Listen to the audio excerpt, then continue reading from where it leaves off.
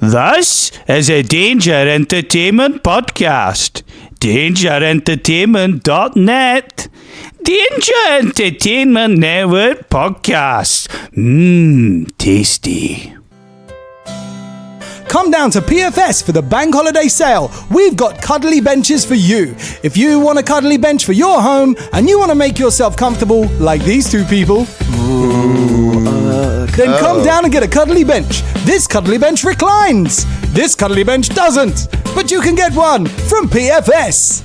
Terms and conditions apply. Cuddly benches may not exist. Cuddly benches may cause bleeding from the eyes, nose and rectum. Yeah, good. Real good. Nice ending. Very good.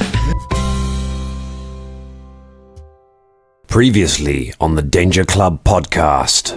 I want a new life. I don't want to be stuck here, be a pathetic man like my dad. You can't frighten me, Pathfinders. Noala will never defeat us. Right, who's Noala? Clemgy, son of Flemgy, is dead. Have you tried this wine? Is there any Pathfinder lodges in town? There used to be a lodge in Tamran. Over at Folton, he's been to a lot, but he needs to be watched. You're a good student, Folton Battlestone. Don't worry, it'll all come good in the end. The adventure continues now.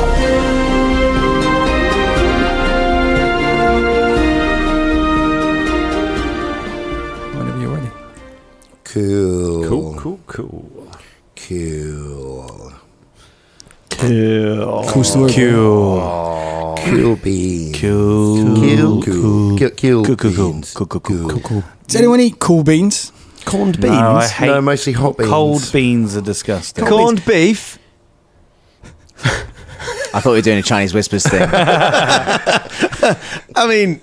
Dan was going to say cold cuts, and then, we're going to be like, oh, just call the whole thing Then off. we're going to get crafty cuts and then... Let's call the whole thing off. Yeah.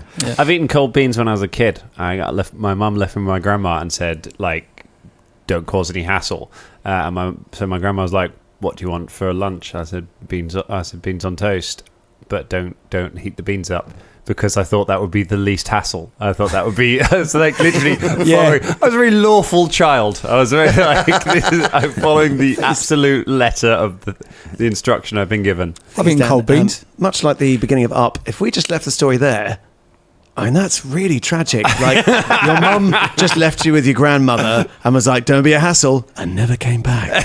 And then it was just cold beans. That's what I was talking about the story. I was like, because the way you phrased it, it's just like, she just left me with her grandma and said, don't be a hassle. It's like, oh, mate. To be fair, that does sound like the Spider-Man origin story. Dan might be Spider-Man. And that's why, Spider-Man hates cold beans. Yeah. With great power comes great responsibility. I think we have to do this intro again. No, I'm joking. It's good. That was really good. That was really good. It's in. That was really It's good. there now. It's been done. Oh, yes, mate. Hello, everyone, and welcome Oh, good. to the bean-themed Danger Club podcast. Every podcast has a bean intro. That was ours, so enjoy that. Mr. Bean. Put that in there. Let's not just name beans. You're just saying things. Haricot beans. Cannellinis. I think, Do you remember Black eye beans. Do you remember the Poddington peas? yes. They're not beans, mate. No. And a bean is not a pea. Flangellates. I do remember the Poddington peas, yes. Great. I think that was in Sweet that. pea. That was in that category of show where you watch it just for the opening credits. And I met down at the woman. bottom of the garden, amongst the birds and the bees. Birds and the bees, they're like a lot of little people. They call the Paddington peas. And I met the daughter of the person who wrote that. I filmed an advert with her recently. Oh, yeah? Did you? I see that. And he also wrote the Paddington theme tune, the original Paddington theme. Oh, that's good. That's really good. That's really good. Paddington Bear. How did they go? No, that was Rhubarb and Dennis Dennis. Custard theme tune. Yeah, that's right. Again, this is going out to all the people that are around our age. Of which there are thankfully from England. Tweet us, millennials. Were you gonna one up me there? Go on. I wasn't going to one up you. I think it's equal to. Equal when to, you finish the sentences, actually, it's about the same. I was working with a woman who wrote Fireman Sound the other day. So. Oh, nice. Yes. Yeah. See, that I can understand. How does being the daughter of the person who wrote the Poddington Peas just come up in conversation at a casting? Does she introduce herself as, hello, I am Lady So-and-so, daughter of the No, writer of Poddington? we were talking about theme tunes. And, as you do. As you do on some kid podcasts. And of course, anytime theme tunes comes up, I would imagine that she goes, well, it just happens that my dad, because you would, right? I bet the subject of theme tunes comes up uncannily often with her as well. Like she just gets them in there. I was going to say, yeah, not too bad. See, theme tunes. I thought you were doing another bean pun. I thought you were doing uncannily knees. That was a pun. That was one of the best ones you've done when we didn't do it. I know. Just offered it. An undone one. Belotti's. That was worthy of the actor Kidney Poitier. That was very good. Don't try and butter me up. I am bean boozled. You've got to be kidding me. Hey. I thought you were baked, mate. Get some gags in now, Ross. You're allowed to laugh in the intro to the show. Shut up, pin boy. Yeah. If Simon could draw us a picture of Dan as a pea, that would be great. As the Oddington P. Not even any of my characters, just me. Just your face as a pea. Dan the P. That is Slum P. That is charming. Well, let's cut that laughter right off by going back to the dark world of the Danger Club podcast. Before So dark. It's been pretty bumpy. It's gone not quite 90s, isn't it? It's 90s X-Men comic. Yeah. Well, let's see if we could turn it around and make it X-Men the animated series. Talking love of that. great theme tunes. Yeah. Yeah. No, I'm not. I'm not. I was waiting for someone to chip in and be like, it's really hard to not do it. I'm going to save it for an intro, guys. Let's get into the episode. All right. Hello, everyone.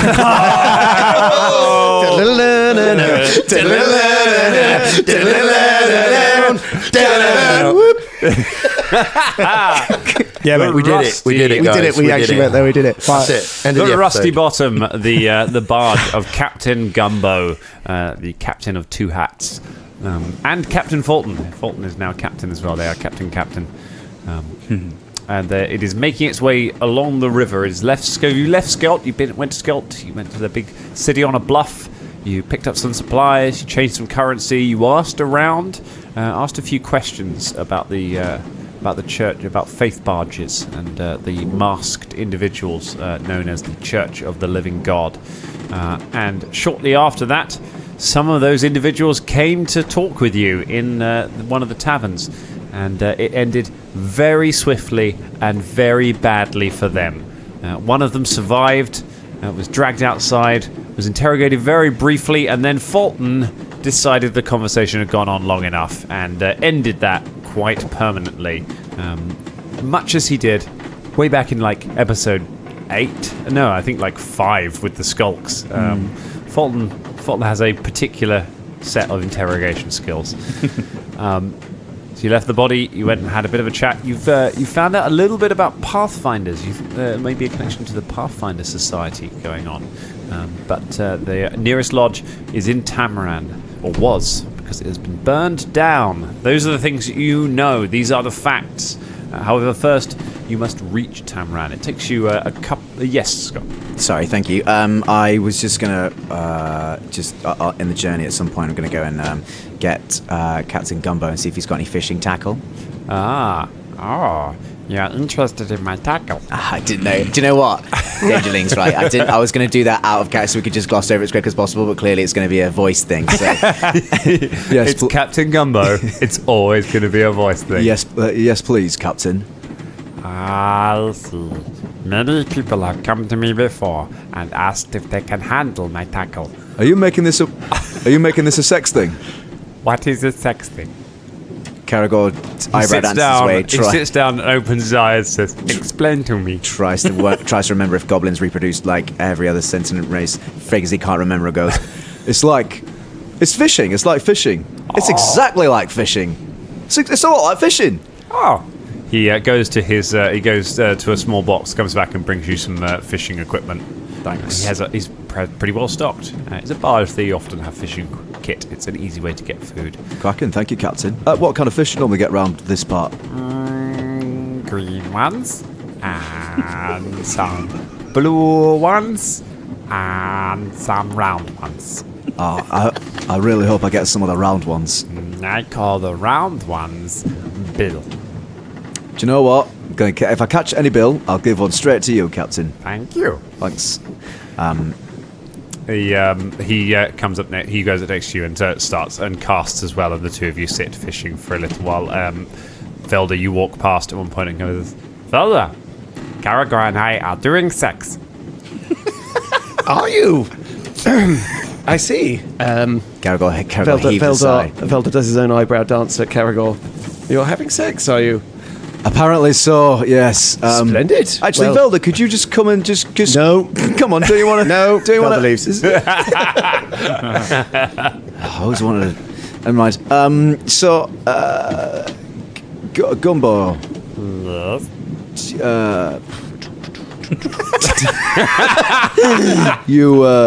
If you're here, who's steering the boat? Right, great. As Gumbo leaves, Caragor catches his fishing rod out of the air and goes, Folton! Hey? Oh, gee, everyone's so... How big is this boat? "It's not very big." Cracky. We're like back to back, sitting in a circle. Yeah, I mean, I've been here the whole time listening in. It's just a rowing boat. It's been moving slowly around the front of a rowing boat. Caragor tosses a fishing rod to Folton, jauntily. Hey, thanks. Do you catch it? Yeah, It just clatters off your armor and goes into the sea. Fulton catches it. Thanks. You have a fish, lad? A couple of times. Got big arms on you, haven't you? Hey. Aye. Well, as Gumbo said, let's do sex. Caragor tosses out the... Look, I'm pretty sure it's not sex. Stop listening into sex, you I can't perv. help it. This isn't a very big boat. I think it is. It's not. Papa, why are you down there? Where? I'm right beside you, you idiot. Well, who's that? Oh no! It's a bird trapped in the hole. Not a bird. You know, so you know what they say when about fish. No? Where you catch one and then that's great, and then you catch another, kraken, and then you catch another one, kraken. Yeah. That's funny. Yeah, well, I mean, it's sort of like grimly funny. It was a thing that the Earwigs did. We had a little river trip. We caught a land shark, and I think they're all dead now. And but the thing, it's a sort of a metaphor into it. And Caragor's sort of casting out, and I don't know. Am I catching any fish at this time? I use my hunt prey on bills. Go ahead and make a survival check to try and successfully fish. Fulton, you can make one as well. You are also fishing. 26. 19. Fulton, you get a bite. It's a big one, whatever it is. It starts struggling against the line. Got something. I use my strength. Yeah, use your to- strength to try and reel it in. Not great. 13? A 13, whatever it is, starts to pull against the... Caragor lends his strength to the pulling. Go ahead, make a strength check as well. Come on, lad, we'll do this. Oh no! I got 22. In 22 on your next roll. Okay, you start to reel the creature in. It starts to get a little closer, but it's going to try and pull again. You reckon a little bit more and you might get it back. It's sort of back to where it was originally. Is this just a deliberate attempt to make this as homoerotic as possible? After Gumbo has established that this is in fact sex. Yeah, like, are you behind him? Yeah, I am. Sort of, yeah, and arms do you know around. what? We're And covered in it's spray. It's very slippy, you know. And he's getting pulled in. Yeah, and then then pulled back. arms are And then- bulging. yeah. It's all very Captain America with a helicopter, all right? Yeah. I'm just trying to make a good old-fashioned fishing simulator, which I know is what people want from Actual Play Podcast. I remember this on Microsoft Fishing Simulator, actually. This is a key feature. This is... spent ages doing this in Red Dead. All right, what do you get? 15. 15. Do you assist Caragor? Aye. All right. Okay, give us a strength check. 11. An 11, that is enough for an assist. The water churns and you both heave the rod backwards and an enormous fish is launched out of the water and lands on the deck. It has a pointed dorsal fin and starts thrashing around. You can see it has sharp teeth, but you can see easily out of its reach as it thrashes around on it. It's about 5 feet long and grey-skinned. Gorham's toenails. Caragor's genuinely huge. surprised. What do we do? What is it? Don't touch it. Do we want to eat it? What? Not now. Just wait until it's dead. Well, wait, don't suffocate. I can put it out of its misery, Velda. Oh, look, all right. And just as he's looking at Velda, just goes over and plugs an arrow into the fish's eye. Blimey, Velda. The fish is giving Velda a look of, seriously, guy? I mean, I was going to magic missile it. Caragor puts an arrow in it and it falls still. If you want to make a knowledge nature check, you may be able to make a knowledge identify nature check it. to see if I can work out. It's a nature check. It's not called knowledge anymore. I've got no idea. It's a fish. I think that's a round one. I think it might be a pointy one. Pretty sure that's a bill. It's not very round. What do we roll? It's nature, if you would like to identify what the fish is. I can do it if I don't have any ranks. in it. you It's definitely a round one. Yeah, definitely a round one. Shania pops along. Oh, look, you have there a 23. It's called a 23, apparently. 23. How very mathematical. Shania consults her Chinese menu.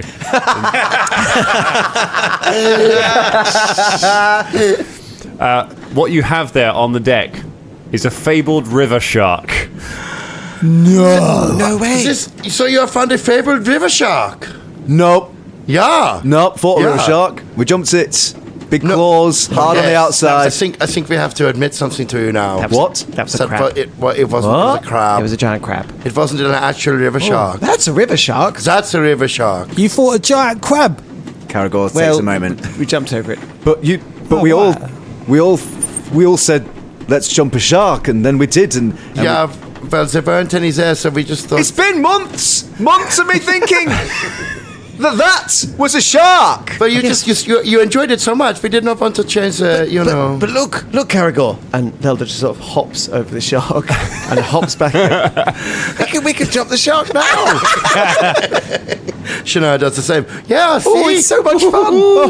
I've never felt more alive. Caragor internally wonders how him trying to access Folton's inner emotions and reach him has now turned into being pacified himself, and begrudgingly, sort of for Folton's sakes, sort of starts jumping over the shark as well.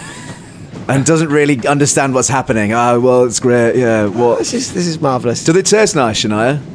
Oh, yeah. Yeah, they are edible. I can make very special meals with this, actually. I will take it now. Hold on. Can I jump over it? Can I jump over it? Oh, yeah. Can I jump okay. over it? Yes. Go on, Everyone Bubba. jump. It's a thing. It's like Folton, an why don't you initiation. jump over it? Bubba jumps over the shark. Fulton does like a slight half smirk at everyone jumping over. He looks at everyone saying, Fulton, jump over. And then he does. Yay! Oh, well done, mate. Wondered where you were going with that. And then he buries his axe inside Shania, Caragor, Velda, the shark, the boat, Gumbo himself, but he leaves Bubba. I think right. before you take off the shark, Yeah? we should have the head stuffed and give it to you, Folton, because you caught this.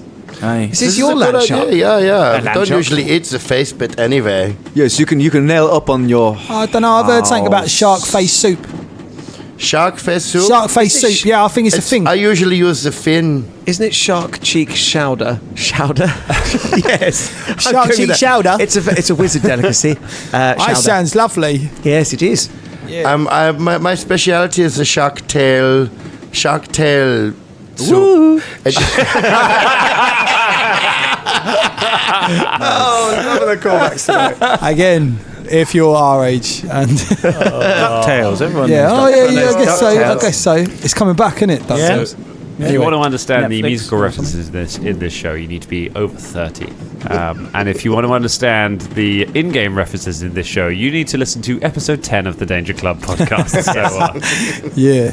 get back on those back episodes. Tweet us, new listeners.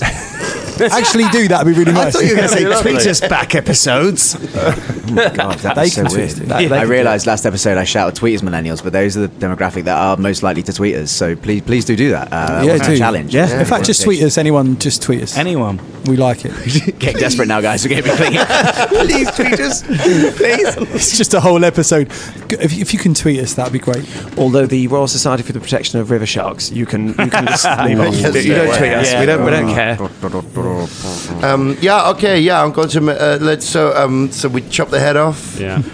Because you can do a thing where you like save the jaws, and you put it in some spot and they like freeze, and you can go like, oh, put your face on, and you go like, ha ha ha, Yeah. and put my head through but I caught it, so it can't get Garagor me. joins in. He goes, yeah, and starts moving the mandible as Shania's wearing it, and then turns the face towards Folton and goes, "Are you okay, mate?" With the shark's face, Therapy. and then takes the shark head off Shania and goes, How really, good are you on a scale of 1 to 10? Don't you make a joke? You told me to do what you. The sharks have scales. No, they don't. Good. The ranger inside Caragor goes, yeah, nice one, nice knowledge there. True. Fulton. Seriously, how you doing, mate? You're right, Folton. Not great. Felder goes and hugs Folton. Just sort of hugs him. Whoa. Thanks, This is Felder. big news, It's all right. isn't it? It's all right. I'm sorry about what I did to It's all right. that guy. It's okay. It's a lot to process, I just don't really know how to feel or how I should feel. Or I just think back to the last time I spoke to my brother, and we argued. I said I hated him, and I wish I could go back and tell him that it was all a lie. I loved him. He's my brother, and Well, I tell you what, he'd have been damn proud of the man you've become. thanks, Velda. Thanks. I don't mean to lower the mood or anything, and I don't like making you guys feel sad or anything. So you don't have to feel sad for me. I'll deal with this the way I can. I'll try not to. I'll try not to be aggressive like I was yesterday. Look, Fulton, do not be so hard on yourself, okay? I mean, this is how you have you've always been taught, to deal out violence, okay? And now that you have emotions that you are finding hard to contain, of course, they are bound to come out in this way, okay? But the fact that you recognize that this violence that came out yesterday upon the child, this is good, okay? I mean, as long as you realize this, then we can move on from this, and you can hopefully get better. And I would like to remind you that you must not feel bad at any time for having emotions and feeling down. Okay, this is nothing for apologies. Okay. We all have these feelings, okay? It's important to feel them, okay? If you don't feel them, then they will come out in darker ways like yesterday, okay? So feel them, okay? And we will be here for you. This is not a problem, okay? You understand? Hearing that, Folton looks at his hand, looks at his axe, sort of holds it in one hand, drops it to the floor, drops to his knees, and for the first time in a long while starts bawling and crying outwardly. Bell just sort of keeps hugging him. Caragor goes and sits down on the deck with him, puts his hand on his shoulders. Yeah, and Shania is also comforting in a comforting vein wherever there's a space for the comfort. It's all right. So you comfort Fulton. Bubba he's standing at the side there, and he just goes, "This is awesome. Look, you lot are obviously close, innit? This is so awesome.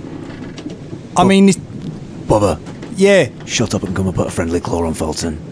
Sorry, I just wanted to. Yeah. Come on, mate. All right. Come on. I put my friendly claws on Fulton's head. Doesn't sound. I just kind of and just kind of massages because Bubba doesn't really know what else to do. Your group hug Fulton. Captain Gumbo comes over and hugs Fulton as well. You feel the boat beneath you start to veer off course. Gumbo, stay the boat. He runs back to the helm, and you carry on your way. So you travel for another couple of days. That's lovely, by the way. That's a nice moment. Yeah. You travel on for a couple more days along the river, leaving this mountainous terrain behind a little bit. One thing you notice as you start going along, you see there's the forest on either side. Captain Gumbo is happy to inform you are travelling through the Fangwood Forest, which is split by this river that you're travelling along. One thing that you do notice as you pass through are several bridges along the way that have been demolished. So the bridges that would have crossed the river that you are travelling along have all been, and it looks like deliberately, they've been deliberately torn down. So there are no obvious crossings between either side of the river. Are there any obvious differences from one bank to the other? Not that you can see. Okay. Based on our previous conversations and geographically, Campbell work out that this would be because of the undead. You would imagine that the northern bank leads to what was the nation of Last Wall. Could can I make a roll? Can I make a roll on if I've heard of the Fangwood Forest before, obviously before we got on this journey, if I've heard about it and the denizens therein, or a nature check to see what we're likely going to be encountering on the banks of this river as we go for something called the Fangwood Forest? Okay, nature check would do it. Okay, fine. Go ahead and give us that. 16. A 16. You know that the Fangwood is home to a lot of things. It's known as being home to goblins. It's known as being home to Fae. That's more the southern Fangwood. It's not so much this far north, and then various beasts as well. Although exactly how that has changed in recent times, it's hard to say exactly. Okay, Caragor sort of hints that to the rest of the group and just keeps an eye out every now and then as we go through on the other side of the banks. So on the Gumbo makes a point of always mooring on the southern bank at night when you rest. Never moors on the northern bank, and only moors at places where the river is wide, where there is significant distance between where you're moored up and the northern bank. He seems genuinely uneasy about it. He stays clear of it. You do see the odd other boat, but they also give the northern bank a wide berth. Just out of interest, and I'm willing to do this in character. Yeah. Would it be occultism to roll if in this world the superstition of the dead not being able to pass over running water is that a thing in the Pathfinder, or is that is? Can I make it? Yeah, go ahead. Occultism? Go ahead with an occultism check. That is a 20. A 20. Some undead are unable to cross running water. It also. Bits of this river are quite deep and can be quite fast flowing as well. So it is also a physical barrier as well as a sort of a spiritual one, as it were. But yes, you know that there are. You don't know which one specifically, but you know that does exist as a superstition. So it's a good thing. This river. Folton just. So we're docked, are we? So yes, it's Gumbo informs you that. But that tomorrow you should be making your way into Lake Incarthin. So this would be the last night on the river. I just gather round everyone, and I just Folton asks. I was thinking about this 2 days ago, and you're all you've all been around the world, and you've all experienced things. I'm quite new to this, and haven't actually experienced that much. It's just a lot in a short amount of time. How do you deal with loss? Carragher, I know you lost your friends. Yeah, it's the first time Caragor's been confronted with it verbally since the Tavern in Pines. He sort of looks quizzically at Folton and goes, they might not. Well, I mean, suppose for now they're misplaced rather than gone. I don't know. You you get used to certain bits and then realizes that that might be quite a horrible thing to say.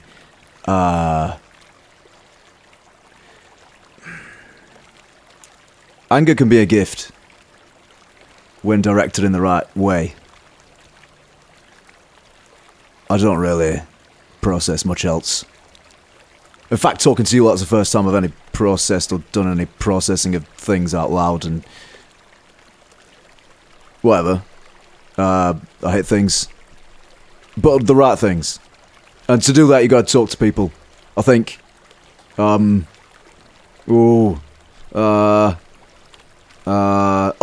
I dress up.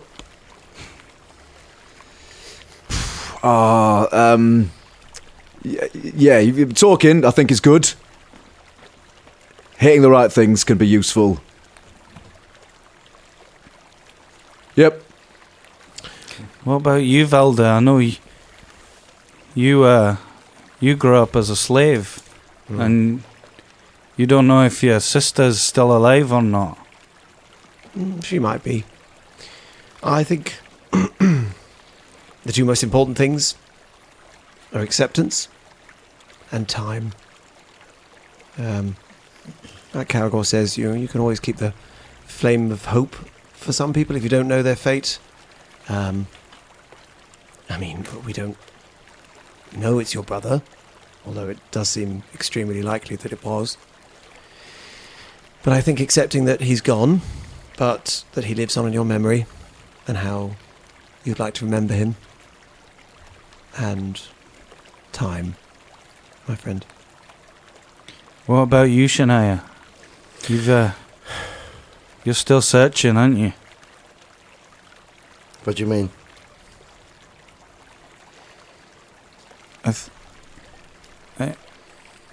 I don't know. I thought you had lost somebody as well. Yeah. There are many things that I don't have. Many of them I don't think about anymore. A lot of this, some things that I do still think about. I'm not sure if dealing with it is really the correct way of saying. It's quite possible it's not been, you know. So anyway, I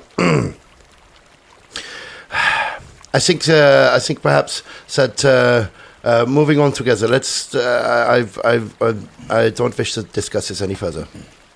Okay, and I know we've only just met, Baba, but just wondered what you think. What you think about like dealing with stuff and what your opinion is. I tell you what, mate. I'm just a young bird, right? Well, not a bird. Sorry, I fucked that up. I tell you what, mate. I'm just a young bard, right? Who's not a bird, and all I know is your past doesn't equal your future. Do you not understand that? Right? So whatever's gone on in your past doesn't matter because it doesn't equal your future. Just because something happened, it doesn't mean you have to do that again. It doesn't mean you have to repeat the same mistakes. It doesn't mean that you have to have the same feelings, yeah? You can be whatever you want to be. You've just got to visualize it. 6 months' time, you can be better physically, mentally. You've just got to see that. And I know it's hard, but like positivity is a key, yeah? And communication, that's the other key. They're the two keys. If you know about the key system, they're the keys you need to know about, right? Communication, positivity. That's what I think about it. Peace. Yeah, it's an orator, yeah? Yes. It's a fucking badass bard. Do you know what? Sometimes do poetry. I'll do some later. Like. So it seems like there's a lot of experiences around this party. But one thing I've always found to be useful is to raise a glass to those who are lost, who might be lost forever, or who might be, still to be found. So to whoever it is, while I raise a glass. Should I go and get Gumbo's cheap shit wine? Yeah, why not? It's a good idea. Gumbo, Yes? we have some of your cheap shit wine. I'll bring it right over. No, so I'll get it. You stay steering the want to boat. include me in the scene? I think you're doing like you're doing. I'll tell you what, it's quite a straight. I had a whole Is it quite a story, straight yeah. river for a while? But no, not that you've moored up. Oh, we've moored up. Oh, yeah, of course. It's fine. Coming in. It's just okay. This is the bridge where my people crossed over. The demolished one. That is where we crossed out of the Fernwood. And I went back to Skeld and to become a merchant, and they headed to Absalom. That's where the heroes led us across. We call it Mitzi's Last Stand. There was a dog called Mitzi, who some people think was a wolf, and she did her last stand at that bridge. And after that, she only walked on 4 legs. She just stand up just at one time. It was really good, but then she not do it anymore. So we call it Mitzi's Last Stand. She might have done it since I'd not seen her in a long time, but we I thought you meant that she was dead. Right, well, do you know what? This got dark. You've got just as much reason to have a drink as everyone else, so why don't we get that wine? And Velda gets the wine and pours everyone a glass and raises it, says, to those who are lost. You're the lost. To those that are lost. To the lost. To the lost and to the future.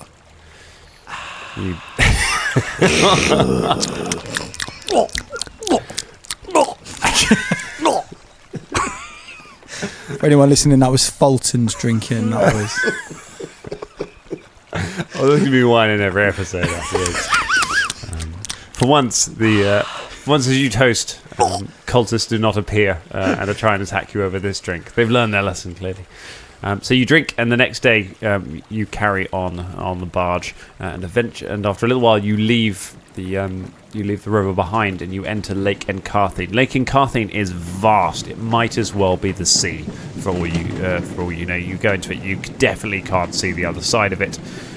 The other side disappears off into mist, some way off. Captain Gumbo steers south. And is very careful to stay close to the shore. He will not leave sight of shore as he makes his way south. He said it should only take a day or a little longer to get there. He keeps a close eye. You notice that his normal, jovial, adorable, fan favorite, national treasure sort of personality drops away a little bit, and he keeps an eye on the horizon. As if worried that something may come out of it. What's your what's eating you, Captain Gumbo? Oh wait, is a manner of speaking. Oh yeah, sorry. Like Encarthine is dangerous. It's always been dangerous. Used to be privateers from Multhun. They would come and fight ships go to Nimitas, but now, since return of the Whispering Tyrant, is other things on the water. Out there in the mist is Isle of Dread. They say is where the tyrant lives. Aye. Does the tyrant have many sea-going tendrils? Like Caragor's mind fills with the idea of bloated corpses taken to the sea and stuff like that. Is there anything like that known? These I've never seen one, but sometimes boats out here they just go missing. You know, they sail out and never come back. Yours won't, mate. We'll Not keep with it. us. Whoa, bloody hell. Not with us on it. This is small boat. Yeah, because it can't get lost, can it? Because if we're on it and it gets lost, we'll know where it is, because we're right here. We're on it, aren't we? Why didn't nobody else think of that? Aye, that's why you hired us as guards, mate. That's why you hired us as guards. Pretty good. So the day passes. Let's get perception checks from everyone. As you keep your eyes on the outside.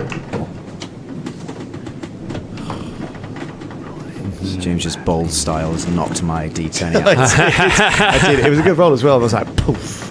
Gone. That counts. So Shania? 22. 22. Very nice. 10. 10 for 18. 18. 24. 24 for Velda.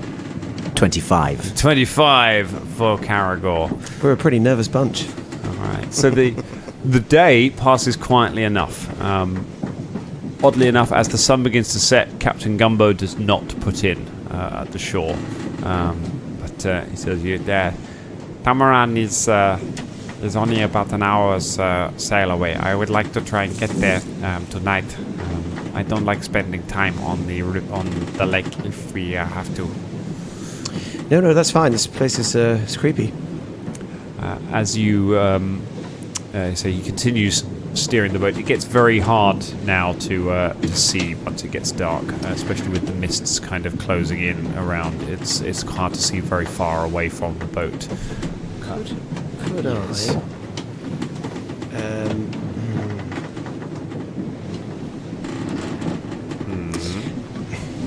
I'm just wondering. Sorry, that's very boring for all the listeners. Guess I cut that.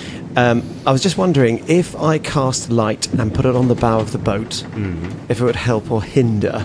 Because, like, if you're in fog, headlights can actually. Yeah, it's not like really thick fog. Okay, it would help. I say to Gumbo, there are some little lamps and things on the boat, but yes, a bit of extra light does. A bit of extra light. I'm going to go and cast light, and it's a ball of light that I can then just put on whatever I want. So I sort of pop it on the bow of the ship, but facing the water, not up. Yeah.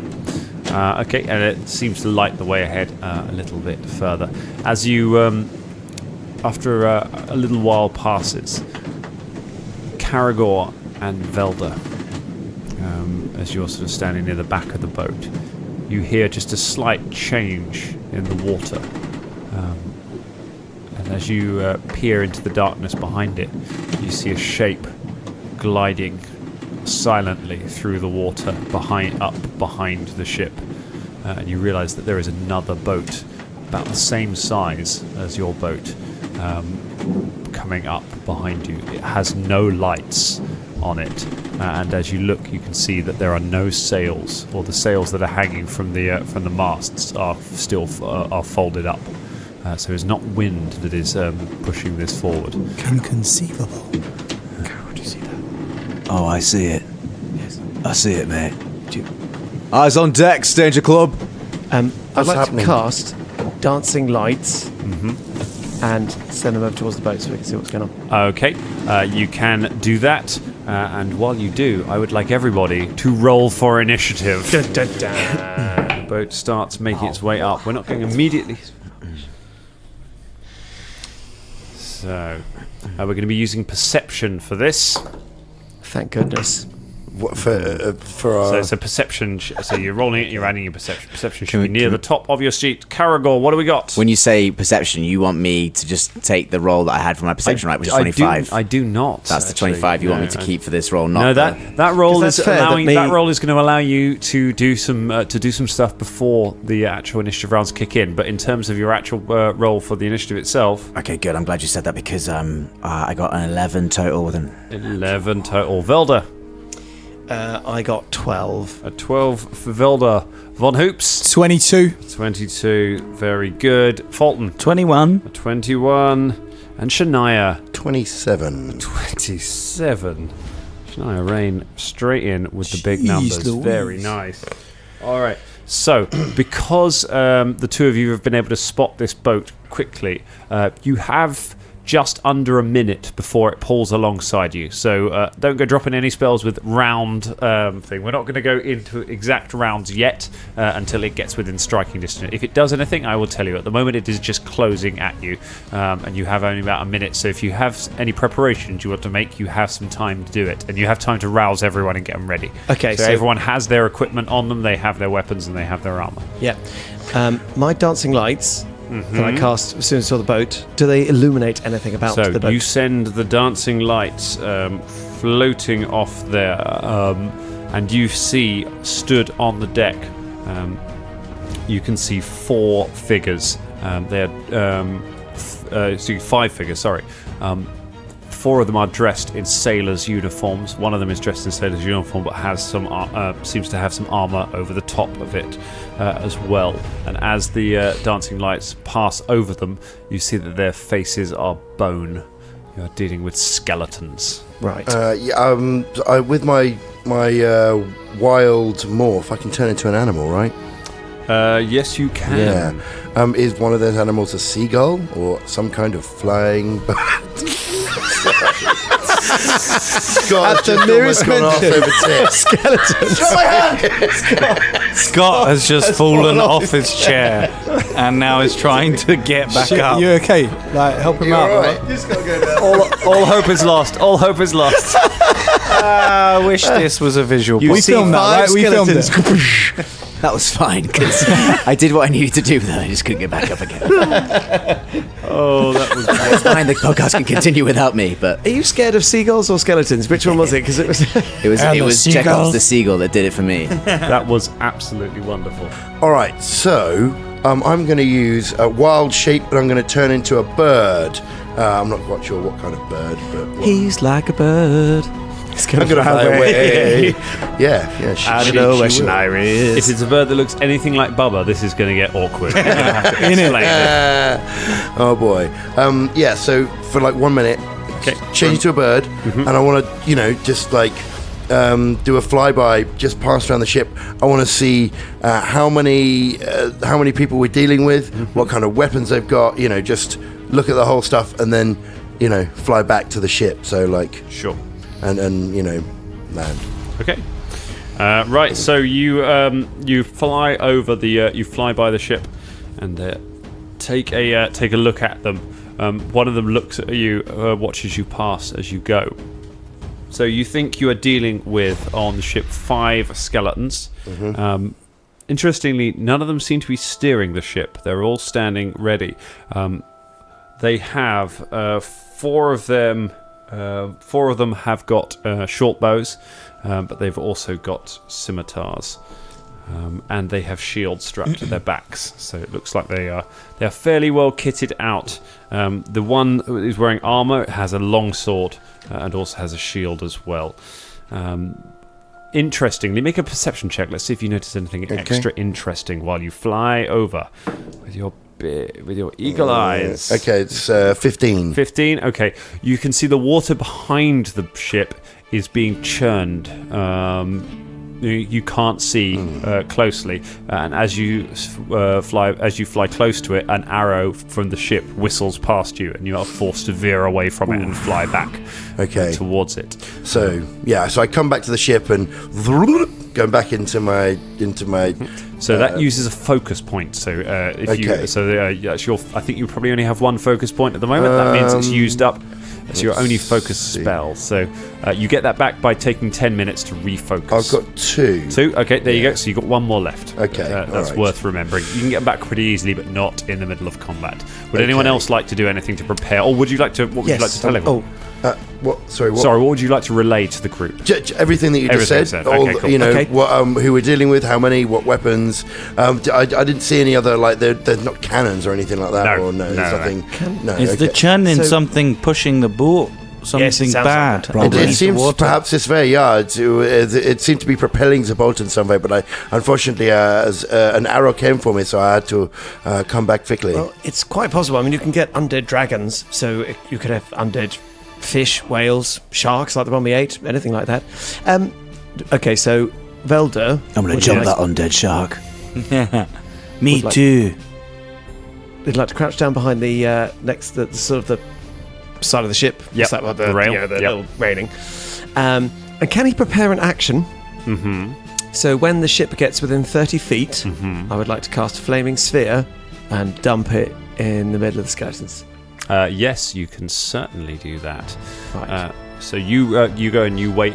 You hold fire and wait there. But does anyone else like to? I relay this to the Okay, group. Sure. That's what I'm going to do. Do you think that's a good idea? Aye. Is it quite dark at the moment? Yes. Yes, it is. Yeah, It's all right. night time. I'm going to cast dark vision on myself, Okay. just so I can see. Yeah, that's good. That You lasts can for now up to an hour. see absolutely fine. You have no restrictions on vision, and that, if anything, is slightly more unpleasant for Bubba because that brings that ship into full view now. That it was sort of fairly gloomy and out, and now you've got a full picture of what you're dealing with. So the ship is approaching. Any final things before it closes in range of Velda's action? It's further away than 30 feet, right? It is currently. It's about to. I would like to. I would have done this back when we were out of range, but I think people were talking, so I'm just going to start loosing arrows at it. Okay. I'd like to loose a couple of incendiary arrows so that they hit the deck.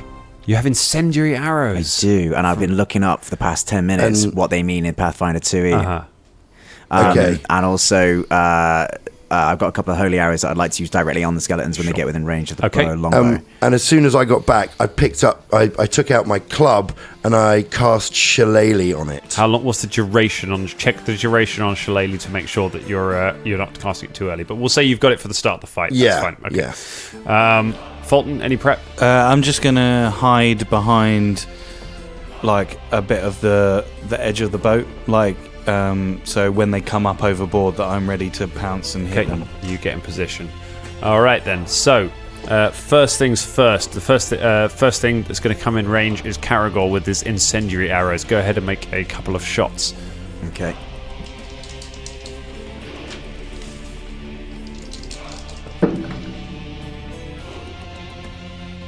Ooh. It's a 24 and a 23. 24 and 23 both hit the ship. So tell us about incendiary arrows. So they set fire to stuff. Cool. They set fire to the ship in that case. They hit the deck of the ship. The ship begins to burn. It does not, however, slow its course. It continues going. And as it does, the 4 skeletons come to the side and they start taking shots themselves. So we are now going into full initiative order. So it is. You have got 2 rounds before the boat is alongside your boat. Okay. On the very first round, Velda's action is going to trigger. Can I dump it on the captain-looking one? Sure, certainly can. So the first thing that happens is you do that. So you dump the shaming sphere, and he's going to make a reflex save. He does get a reflex save. What's the DC on that? 20, is it? Your My spell save DC is 20. 20. He gets a 21. Damn it. So I believe he takes half damage from this. So roll. Take half damage. So that is 10 points of fire damage. 10 points of fire damage. Very nice. And there is now a flaming sphere. I'm presuming it's setting fire to the ship as well. Oh yeah, it is. Yeah. It sets fire to whatever it lands on. So yes, it is starting to set fire to the deck. You can see there are multiple fires springing up all over the deck of that ship now. But it is not slowing down. It is moving. It's continuing to move. Can I shout as well? Yep. A warning. It's really dangerous to have the flaming ship next to ours. We need to get it down. And with that, we go into full initiative rounds. The first person to act is Shania Rain. Well, Shania is going to be just ready at the side of the ship for if they try and board us. All right. And I think, the same goes for Philippe. We're just readying ourselves for an attack. So yeah, no problem. You get yourself ready, which means it is the champion's go. The skeleton champion takes a stride action. He moves away from the flaming sphere to the front of the boat. Oh, sorry. One Yes. thing, actually. I'm sorry about that. That's all right. There was something else I needed to do. I'd also like to cast guidance on Caragor for his arrow shot. That last one round, and then he's got a +1 to his first dice roll. Lovely. So he moves away from the sphere. What is the rate? How far can the sphere move in a round, Velda? It can. Not that Apologies. he knows that, but he's going to move his full movement away from it. So you will need to know that next round. I'm going to move him his full movement. We'll see if he gets far enough away from it. So he moves across the ship to the other side of it, and then he ducks right down behind some crates. So you lose sight of him. He is, you know, sort of where he is, but you don't have a line of sight on him.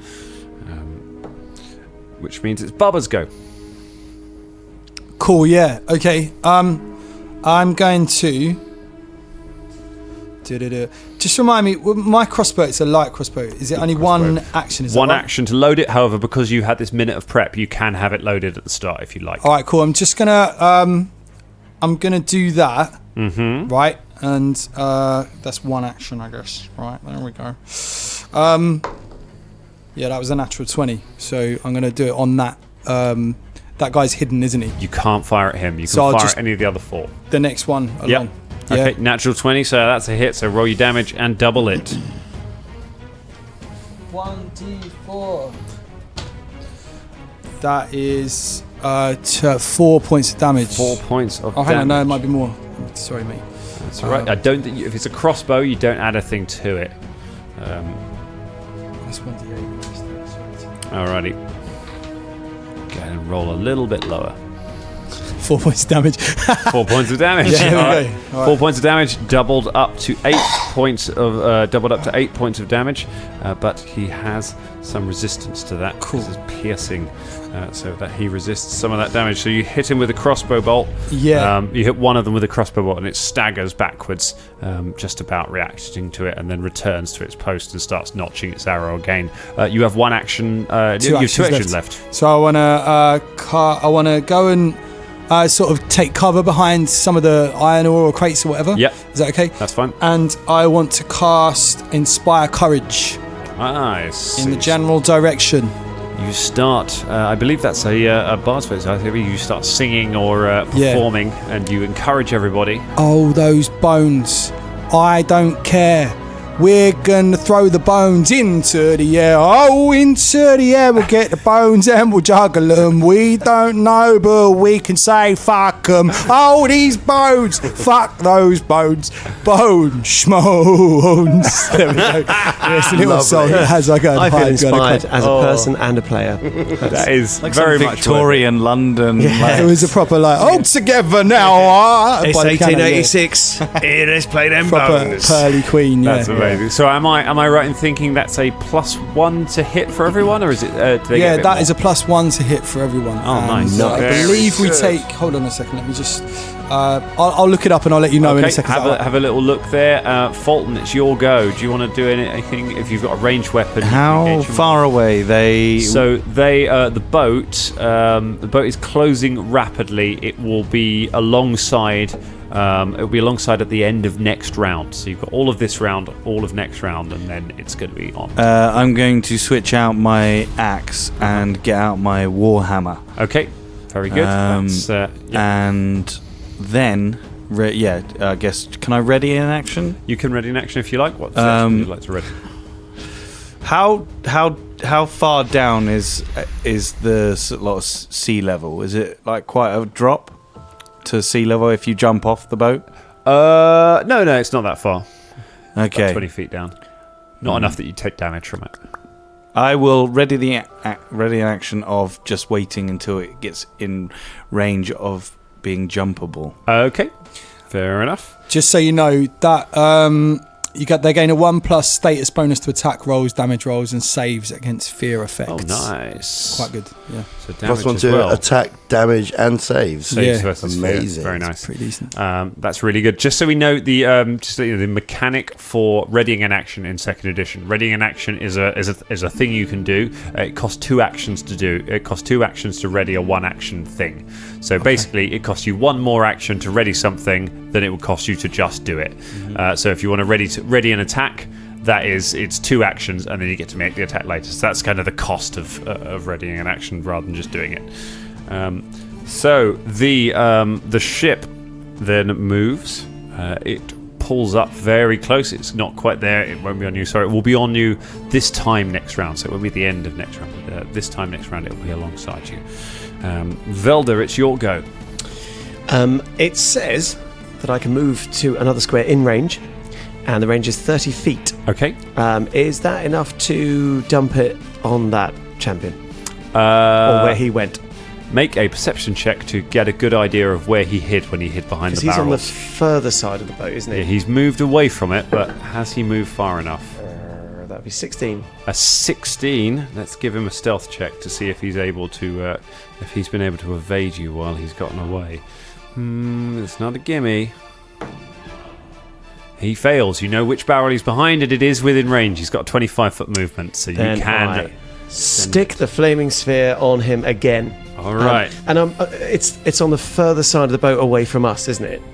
Yes. That's what you said. Yes. Then that's exactly what I want to do. Yep.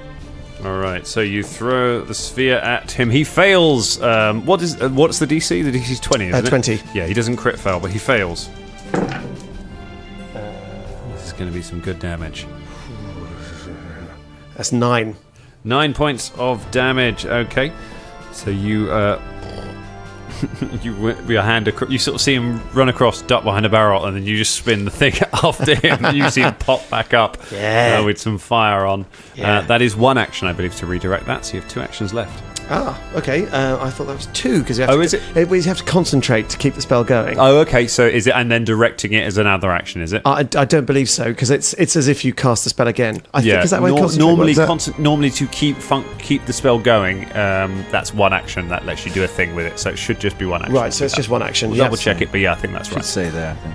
Yeah, like the way I was using it was like. Each round, so long as you focus on it. If you don't do the concentrate, to keep it going, If you don't do the concentrate, it winks out of existence. Exactly, And I believe, it's just that one action to do it all. Okay, I can't cast another spell, can I? Because I've got one going. No, you can cast another spell while concentrating on, while maintaining one that is in the field. I would like this ain't to. First edition. Yeah. Oh, splendid. Hold on a moment. I'm terribly sorry. Then I would like to. Yes, I can. I would like to cast Major Armor on myself. Ting, ting, ting, ting, ting. Magical plates of energy form around you. Yes. A protective shell. Very good. Caragor, it's now your go. I'd like to, even though Velda's flame sphered that guy, I still can't see him, right? That guy, no, he's still out of sight. So okay. I'm just going to designate one of the skeletons I can see and designate that as my prey that I'm hunting. So the options are, you've got 4 of them. One of them has already been shot once by Bubba, but the others have not. So that's the only distinction between them. Then that one. Go for that one. Okay. And I'd like to shoot a holy arrow at him, please. Okay. He is your prey. You take the shot. Remember, you've got a +2 to this. 1 for your guidance and 1 for your inspire. Okie dokie. On top of all your other bonuses. It's a 25 to hit, and Caragor does it. He shoots, and he just goes do do do do do do do do do do do do. Just mimicking Bob's song. It's quite catchy. 25. A 25. That's a hit. Go ahead and roll your damage. I will. It's you got your holy damage as well. Yep. Do you know what that is? Because the rules for that haven't been released in Pathfinder 2 yet. Have they not? No, that I can tell you. I can tell you that it will be bypassing any of his damage resistance. Okay. So you can go ahead and roll your regular damage, but he gets no DR against it. Okay. And you get your bonus for that as well. So no bonus damage, no like radiant damage or anything like that. No. No, it never did radiant damage. It would have done a bit of extra. Go on, stick another D6 on there, and we'll give him his DR. And if you know what the damage is from a holy arrow, Dangerlings, tweet us. Tweet us anyway. Oh, it came out the thing. 4. 4 points of damage. Twang splash. And we gave him his DR back in return for that, for getting the extra D6 of damage there. So that was a good gamble. It hits him. He staggers backwards, but he does not go down. So he's still up. You have 2 actions left. I'm going to shoot one again. Okay. Now I don't get the +2 to. I get +1. You get the +1, but you don't get the another. You don't get +2. And +1, but I'm -5. Yep. But I'm +8. So. Maths is fun, kids. +9 before I minus +4. +4. +4. Okay. Oh, nope. Doesn't hit. Second attack. I said a couple of weeks ago. His AC is not amazing, but no, that will not get him. Hits the side of the boat. You have 1 action left. I use that to take cover. Okay, you take cover. Very good action. So you take cover. It is their go. The skeletons loose a volley of arrows. Each of them they all start firing at the ship. So it's going to be against Caragor. You have a +2 to your AC at the moment because you are in cover. Yay. So feel happy about that. That is not going to hit you. So you're 13. The next one, that is not even close. Ha! Ha! And one of them ducks out. After each one they each take 2 shots and then duck out of sight. Velda, a shot fires against you. That is gonna be that is 20, but you do have your mage armor up. I do, which is +1 plus my dexterity bonus. No, plus dexterity bonus up to +5. Which I don't really understand. So could be maximum of +5. Yeah, if you got a dexterity modifier of +6, then that won't count. It only count +5 of your dex modifier. Yeah. So what's your dex modifier? 2. So that'll be what you add. So +1. plus 1. So you get another 3 on top. So I get of another it. 3. Okay, in that case, I just beat it 21. Good It stuff. ricochets off your mage armor. It takes another shot and doesn't get close. 2 more of them. One goes for Bubba. That is going to be an 18. 21. 21. Plus I got cover as well. Yeah. Oh, so you're on you're on Yeah, I 23. can't cover, so Oh yeah, not a chance. Fulton, you're out of sight. So Shania, it's going to go for you.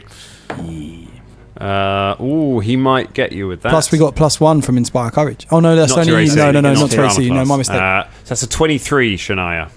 Yeah, that's gonna get me. Actually. Finally, one of them manages to get through with his short bow. He hits you for 9 points of damage. And then he's going to take a second shot.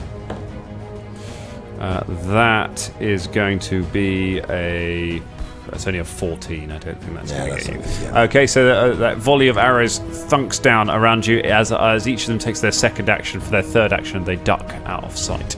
Sorry. Yes. The skeleton that took 4 points of damage from me actually took 6. I forgot to add propulsion, which is a new thing for Pathfinder 2.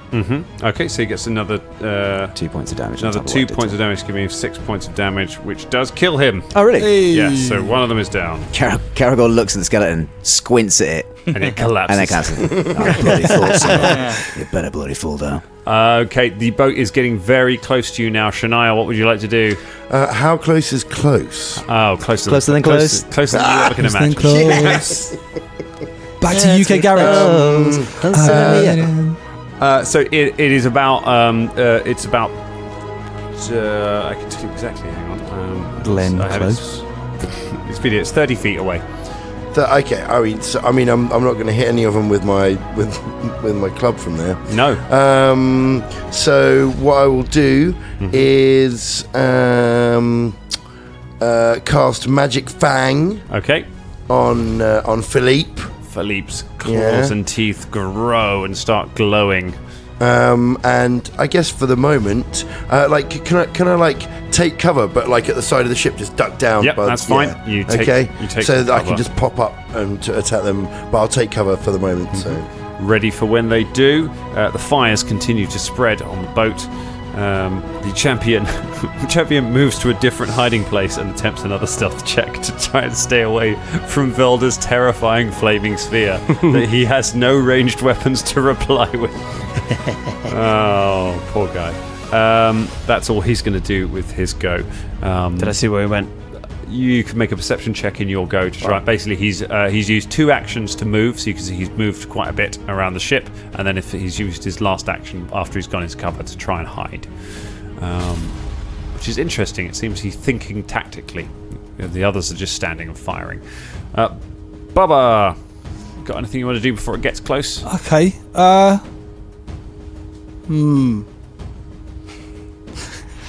Yeah.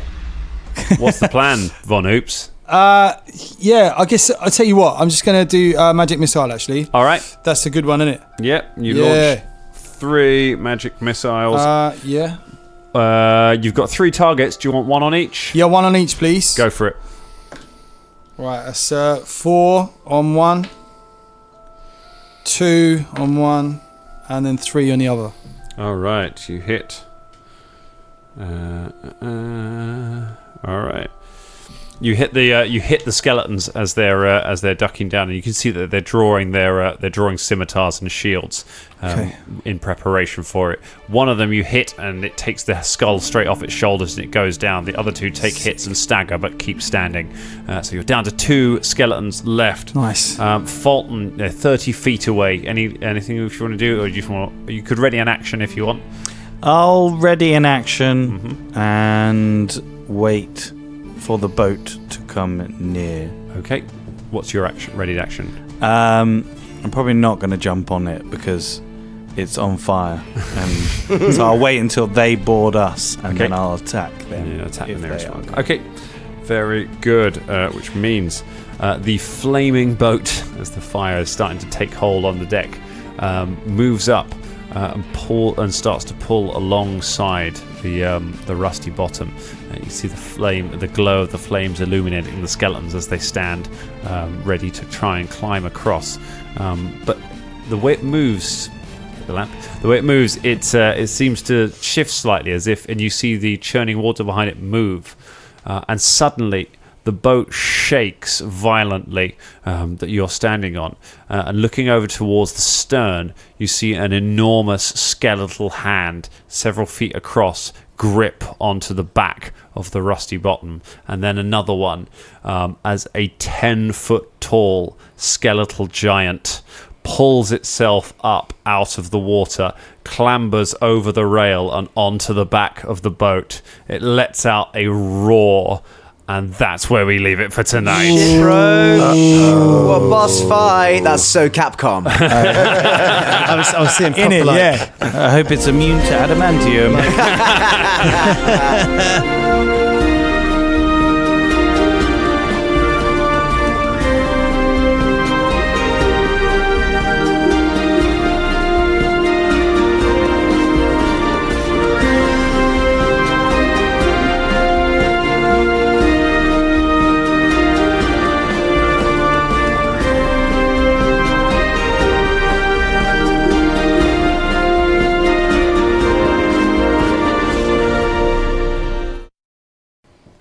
It's the bank holiday sale at PFS. Come down and get your cuddly sofas. There's cuddly sofas. We've got them in green. We've got them in blue. We've got so many cuddly sofas. You'll be comfortable. And look at these two people sitting on a cuddly sofa. Damn, on a cuddly bench. That's what it is. Fuck, I fucked all this whole thing up by saying cuddly sofa. That's an outtake for you. Try again. All right.